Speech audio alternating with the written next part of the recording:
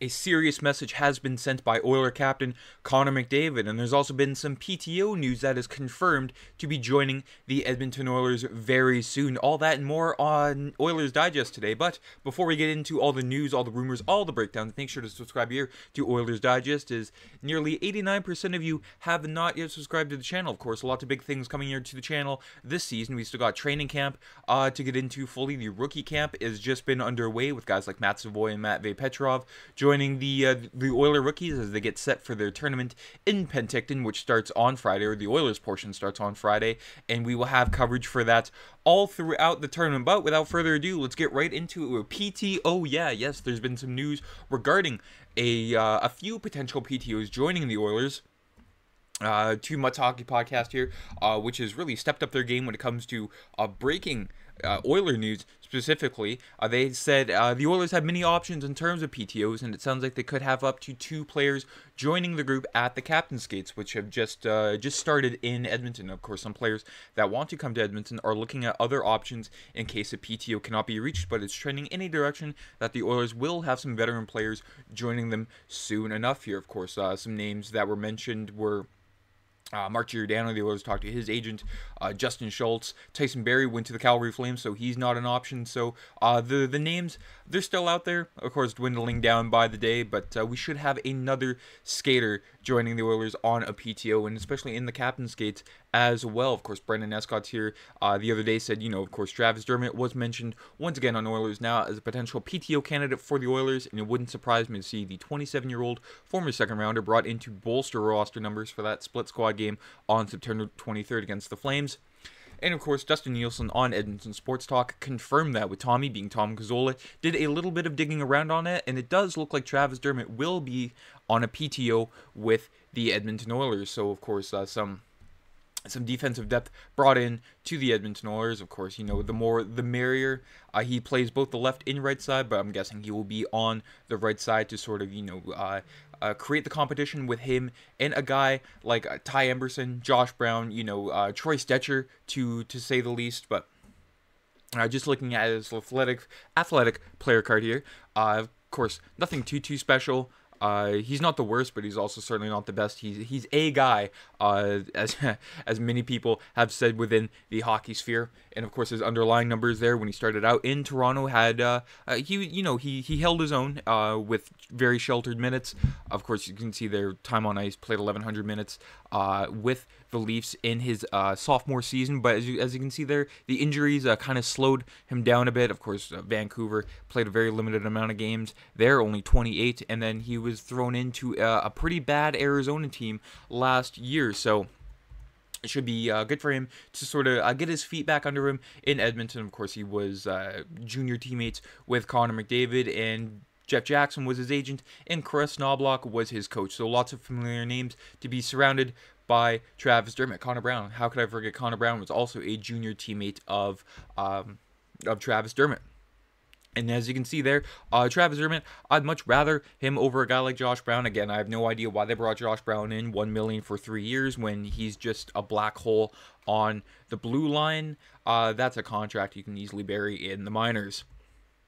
And like I said, for that split squad game, the Oilers do need veterans. And then James Myrtle here. NHL teams have to dress 8 veterans in each preseason game. Here's what constitutes a veteran for this rule. Of course, many definitions of the criteria of a veteran, like a forward or defenseman who has played in 30 NHL games during the previous season. Of course, Dermott did play 50, so right off the bat there, he qualifies as a veteran, and then many other qualifications to be considered a veteran. And that's why you see lots of names you've seen in the past come in on a PTO.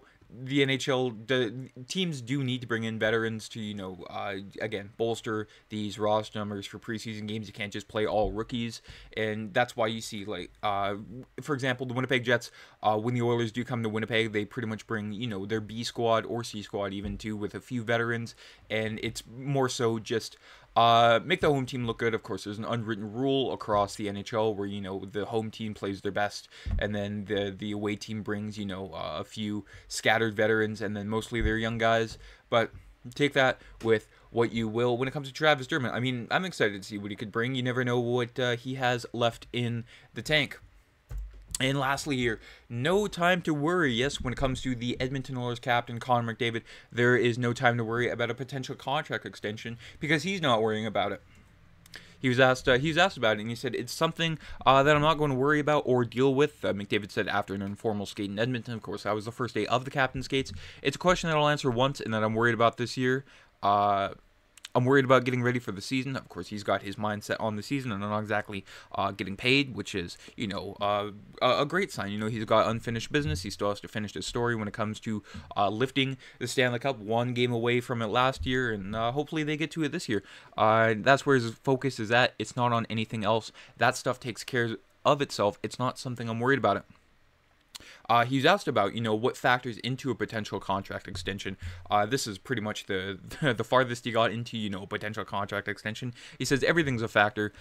He was at the Player Media Tour along with Leon Draisaitl in Las Vegas on Tuesday. So, of course, a very short captain's gate. And then him and Leon jetted off to Las Vegas. He says, obviously, my loyalty to Edmonton, the fans, the organization, the loyalty to the players, all while understanding my will to win, my desire to win, all while balancing my family, my need to see them and spend time with them and make sure the people I care about are good. So that's what you want to hear from a captain. Not all about himself. He wants to make sure the people around him are being well taken care of, and that's just not like his family, but also the team itself. A guy like Leon Draisaitl who just got paid, Darnell Nurse, Ryan Nugent-Hopkins, Zach Hyman, the list goes on and on. So it's good to see the captain has his head clear-headed, level-headed.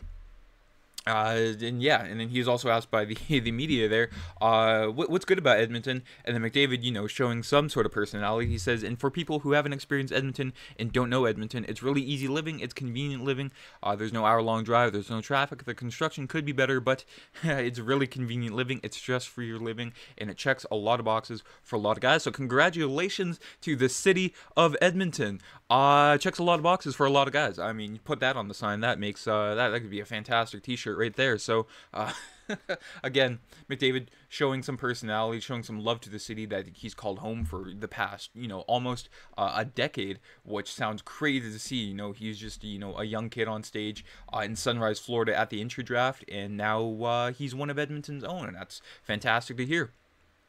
And he added on with, I think what you're seeing is Edmonton isn't a B market, it isn't a C market, it is a destination. That's all you really want to hear.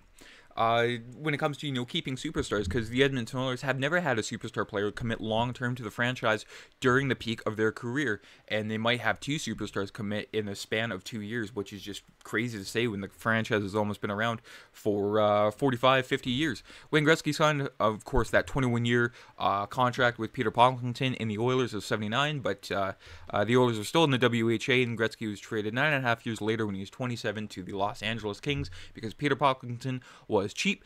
Paul Coffey was 25 when he was traded to Pittsburgh, which is crazy in its own right. I mean, he was setting all those records, and he wasn't even, a quarter of a century old when he was traded to Pittsburgh. Grant Fuhr was 28 when he was dealt to Toronto, and he still played another 10 years too, which is crazy. Mark Messier was moved when he was 30, and Yari Curry was also 30 when he played his final game with Edmonton, and then Glenn Anderson was traded when he was 30, but he returned to play 17 games for the Oilers when he was 36. Of course, the longest reigning Oiler was Kevin Lowe, but even then he took a break. He went to New York, won a cup there, and then came back to Edmonton, and then later became the head coach and then the general manager. So it's crazy to think that the Oilers, in their franchise history, have had all this name value, all these franchise players, but they've never been able to keep them long term. Of course, Ryan Smith, a very loved fan favorite. Him and Kevin Lowe had a falling out. He went to the New York Islanders, and it didn't take about 4 or 5 years before he came back